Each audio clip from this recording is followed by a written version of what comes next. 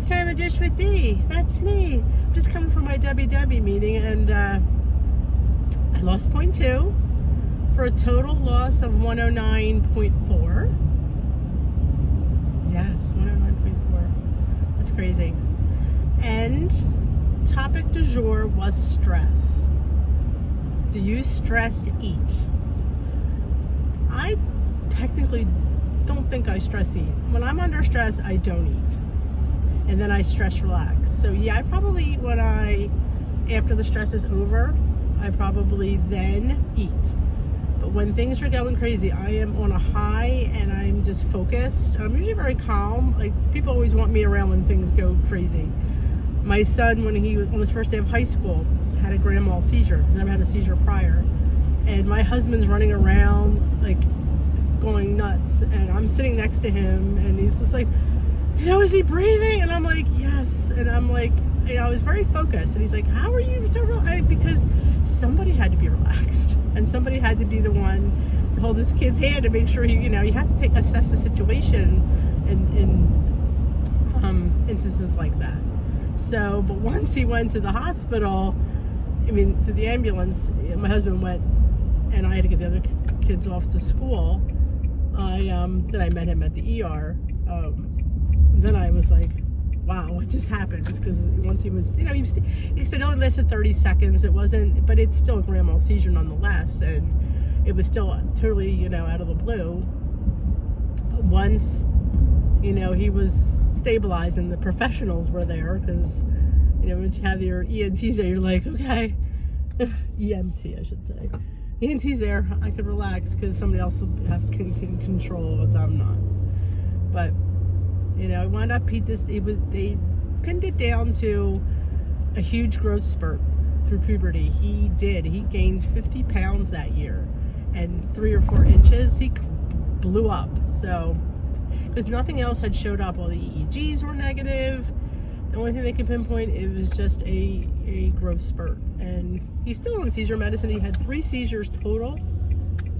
1 in September, 1 in December, 1 in January. And he's still on the medication. It's probably been 7 years since he had one, 6 or 7. But he still takes the medication. They did want to wean him off, and he didn't really want to. He was too afraid. And they said it's fine. It's kind of normal. Most people, he's not unnormal. It's not uncommon for them to stay on it for a little bit longer. So I think he wants to stay on it through college. So then we'll see. Because once they go off the medicine, he can't drive.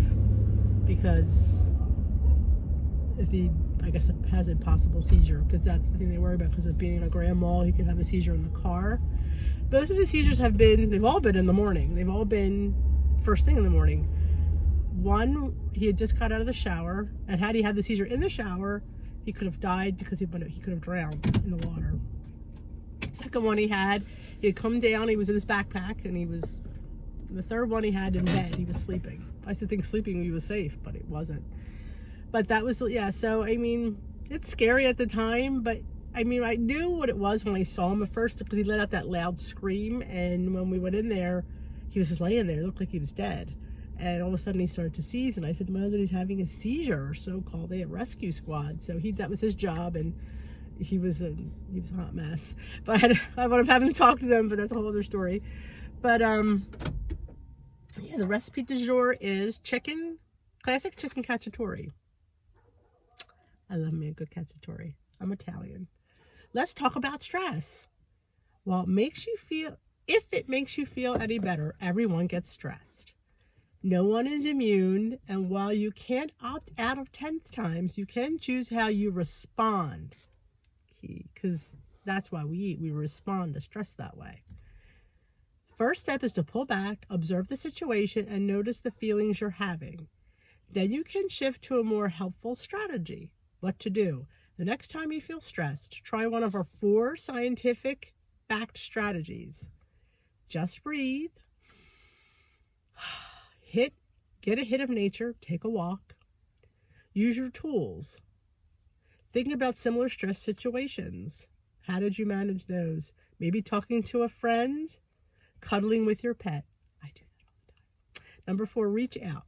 Once One proven way to handle tough moments: get support from people who care about you. Call or text a friend or a family member. Get them to help you. Go and connect. Sometimes connect. You can connect with people. Email Dish with D.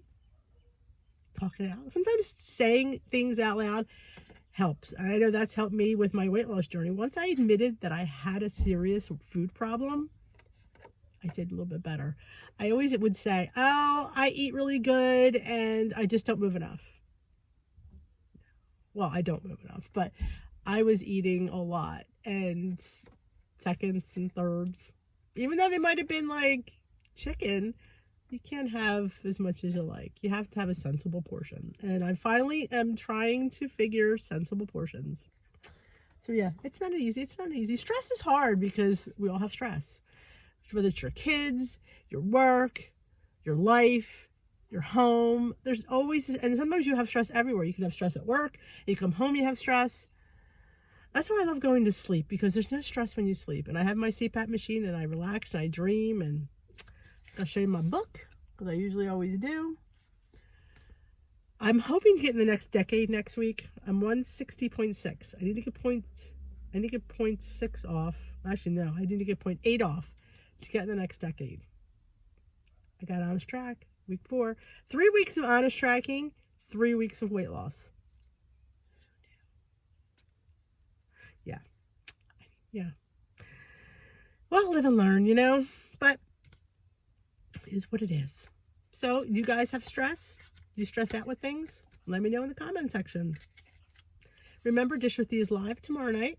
We could talk about stress. We will be talking about stress on the live right here on the channel, 7 p.m. Eastern time. Everyone is welcome. Every weight loss plan is welcome. Don't have to be on WW. This is not, I mean, I do WW, but this is really a weight loss journey channel. So any weight loss, if you do keto, paleo, whatever you do, you know, I say you do you, boo. If that works for you, I don't judge. Heck, if I didn't like bread so much, I might try paleo. But I'm a bread girl. Also, there's a collab live this morning. It should already be live by the time you see this. It is a progressive day of eating with Joan from Joan's Point of Plate is doing dinner. Christy from Planning Us Healthy is doing lunch. And me, Dish with D, is doing breakfast. I made my quiche cups, but little twist on them. They're more like a Southwest quiche cup, kind of. I didn't name them because I didn't know what to call them, because there's everything in the kitchen sink in these quiche cups, and they're so good. And you can have 3 for 1 Smart Point. You could have 5 for 2 Smart Points, and they're really, really good. So check out the collab. If you haven't already subscribed to those ladies, please consider subscribing. If you're new here, welcome. If this is your first vlog, if you've come from the collab, welcome. I am Dish with D. I dish topics. Topic you want me to dish about? Leave it in the comment section below. What would you like me to talk about? Give me some ideas. I love when you guys give me ideas. I love when you comment. I read all of my comments, and I try to love every one of them, because the fact that you took your time out to leave me a message deserves some love. So I appreciate it, and I love it. And I thank you for being a subscriber. I thank you for following my journey. And you never know where this road's going to take us. I don't know. I'm along for the ride. That's why we're in the car. So, have a great day. If you like this video, give it a thumbs up. Let me know how you did this week. Hopefully I'll see you on the live tomorrow night. And have a great day.